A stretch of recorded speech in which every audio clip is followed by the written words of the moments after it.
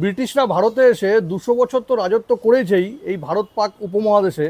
তার সাথে সাথে তারা যেখানেই গেছে সেই ফলের পিছনেই কিন্তু একটা করে অ্যাপেল লাগিয়ে দিয়েছে। যেমন ধরুন আমাদের যে আনারস, আনারসের নাম pine Apple. Not only that, আপনি যদি একটু লক্ষ্য করেন তবে কিন্তু দেখতে পাবেন যে বেল, এই বেলটা কিন্তু একটা কাঠের মতন, এটার নাম দিয়ে দিয়েছে উড অ্যাপেল। আবার ধরুন জামরুল, এই জামরুলের নাম কিন্তু, জামরুলটা হয় সাদা কালারের আর ভেতরে একটু জল টাইপের থাকে, এটার নাম দিয়ে দিয়েছে হোয়াইট ওয়াটার অ্যাপেল।